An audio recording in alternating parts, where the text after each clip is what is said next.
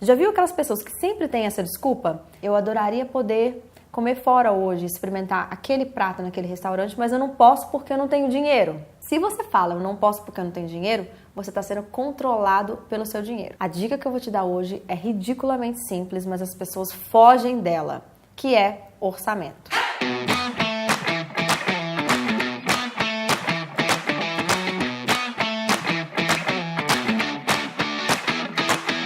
Eu sei que orçamento não é a palavra mais agradável para todo mundo, mas orçamento é a dica que vai te dar liberdade. Porque se você tem um planejamento do seu gasto antes de gastar, você fica livre para gastar, você não gasta com culpa.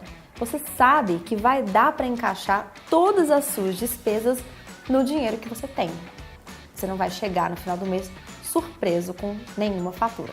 Aí você pode me dizer assim: ah, Lívia, eu não faço orçamento, mas eu tenho um caderninho e eu anoto todos os meus gastos e tem funcionado muito bem pra mim. Teve uma vez que eu falei no Instagram sobre isso e eu falei que caderninho não funciona. E aí eu recebi uma enxurrada de mensagens de pessoas falando assim: ah, mas o caderninho funciona pra mim. Eu uso o caderninho há tantos anos e sempre deu certo. Deixa eu reformular a minha frase pra você entender. Caderninho não funciona. Eu vou te explicar por quê. No caderninho você anota tudo que você já gastou, mas você não faz uma previsão para gastar. Não tem como você anotar num caderno: eu vou gastar R$100 e quando passar de 100 e der 101, o caderno te avisar que passou. O caderno simplesmente registra o que já aconteceu. E é por isso que eu falo que você tem que ter uma planilha, porque na planilha você exerce o controle de maneira mais fácil. Você visualiza duas coisas: a previsão do gasto e depois o gasto realizado. Algumas pessoas arrepiam a menor menção da palavra planilha. Calma, esse não é um vídeo sobre Excel. Nós estamos falando aqui sobre controle, sobre como uma ferramenta de controle do seu orçamento vai te dar liberdade para fazer aquilo que você realmente quer fazer e vai eliminar os sustos que você tem no fim do mês quando você percebe que o dinheiro acabou. Infelizmente, nosso dinheiro não é ilimitado. Se você não é um multibilionário, se você não está na lista da Forbes, você tem só X reais para gastar todo mês. E você tem uma série de vontades, uma série de planos e projetos e coisas que você quer fazer e viver.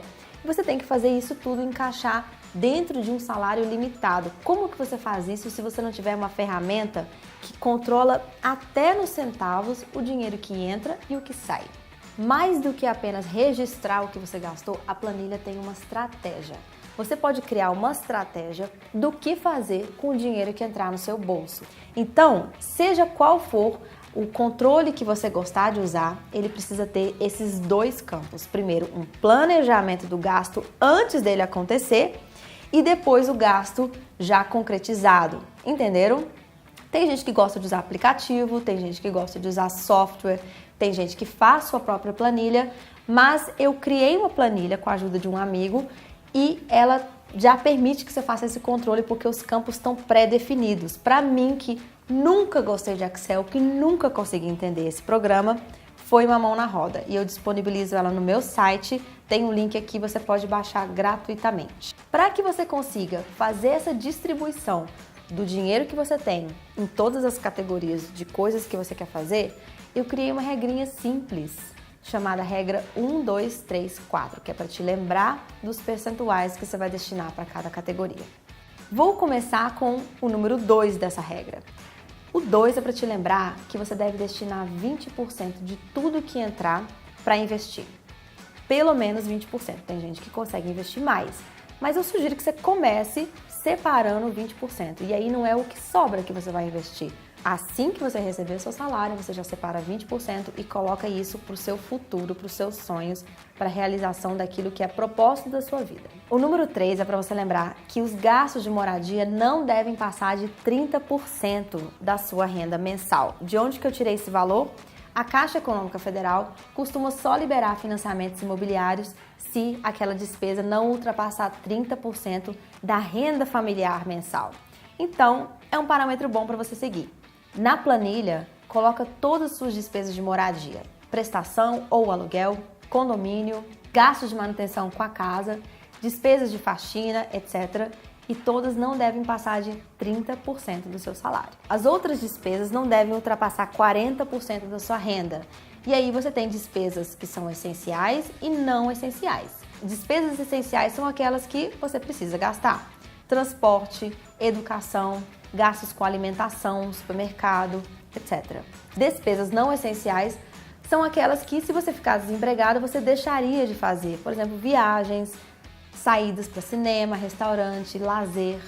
Se eu falei que tirando a moradia, todas as despesas devem encaixar em 40% da sua renda, você pode dividir aí 20% para despesas essenciais e 20% para despesas não essenciais. Se você somar os percentuais que eu falei, 20, 30 e 40%, percebo que ainda sobrou 10%.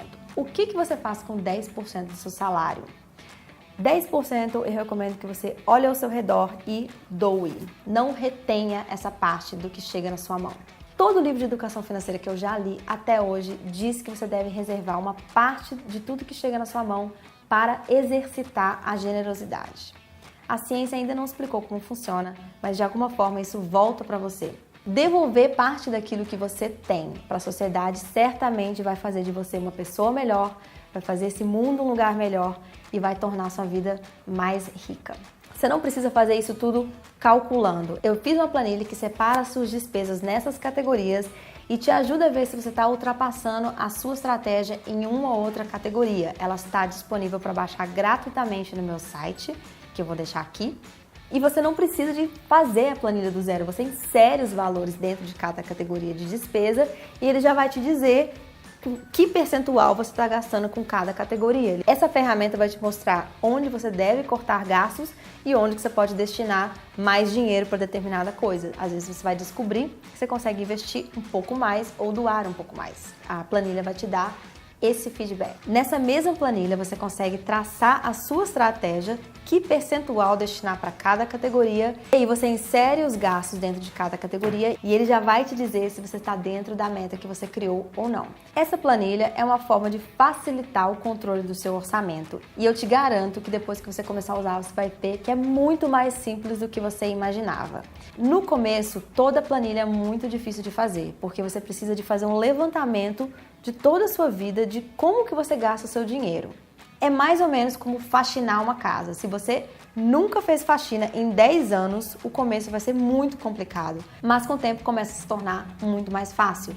Eu faço planilha há 3 anos e hoje eu cheguei num ponto que eu não consigo começar o meu final de semana sem abrir a planilha e ver se eu posso gastar. Se eu vejo que na categoria lazer, por exemplo, tem determinado valor para eu gastar, eu posso gastar com muito mais tranquilidade, sabendo que esse dinheiro não vai fazer falta no fim do mês. Resumindo, por que a regra chama 1, 2, 3, 4? 10% você destina para generosidade, 20% para investir no seu futuro, 30% é o máximo que você deve gastar com despesas de moradia e o restante dos 40% você divide em despesas essenciais e não essenciais. Como eu disse, a planilha está disponível para você baixar, comece a usar ela, eu te garanto que é mais fácil do que você imagina. Vai dar um trabalhinho no começo, mas com 2, 3 meses vai entrar no modo automático e você vai ver que a planilha vai te ajudar a ter muito mais controle sobre o seu dinheiro e mais liberdade de fazer o que você quiser sem medo de levar susto no final do mês. Comece a usar a planilha e depois me conta aqui nos comentários se vocês gostaram dela. Se você curtiu esse vídeo, dá um like aqui e me segue nesse canal para a gente continuar conversando sobre esse assunto.